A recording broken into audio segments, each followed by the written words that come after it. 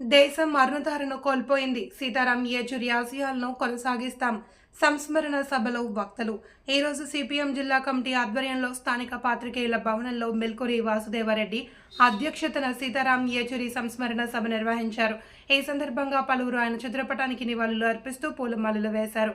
అనంతరం సిపిఎం జిల్లా కార్యదర్శి మెల్కూరి వాసుదేవరెడ్డి మాట్లాడుతూ సిపిఎం జాతీయ కార్యదర్శి సంఘ సంస్కర్త ఆర్థికవేత్త మార్కిస్ట్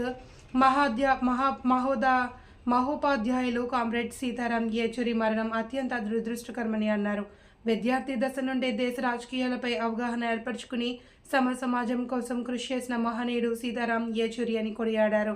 బయట పోరాటాలు కాకుండా పార్లమెంట్లో ప్రజా సమస్యలపై గళం విప్పారని, పోరాడి జాతీయ గ్రామీణ ఉపాధి హామీ చట్టం, కార్మిక హక్కుల చట్టాలు సాధించుకోవడంలో కీలక పాత్ర వహించారని తెలిపారు. తెలుగు రాష్ట్ర ప్రజలతో అభినవ సంబంధం ఉండేది అని, హైదరాబాద్లో 10వ తరగతి చదువుకొని జవహర్ లాల్ నెహ్రూ యూనివర్సిటీని కమ్యూనిస్ట్ కంచుకోటగా మలిచారని తెలిపారు. పార్టీ విదేశీ వ్యవహారాలు చూసుకుంటూనే గొప్ప ఆర్థికవేత్తగా, సంఘ సంస్కర్తగా, సామాజిక కార్యకర్తగా, పేదల పక్షపాతిగా అనేక ఉద్యమాలు నిర్మించారని ఆయన సేవలు కొనియాడారు.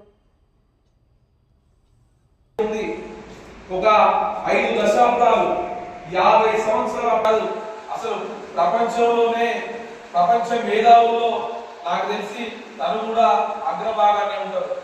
అనేక ప్రపంచంలో వచ్చినటువంటి అనేక సమస్యల మీద కూడా ఆకాలింపు చేసుకొని ఎప్పటికప్పుడు పార్టీ సేవలకు దిశానిర్దేశం చేసినటువంటి వారు.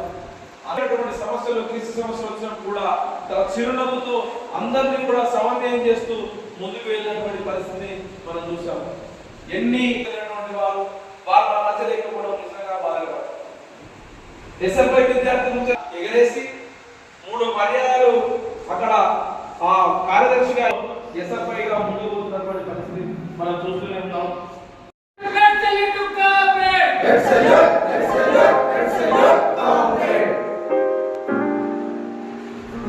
అందరూ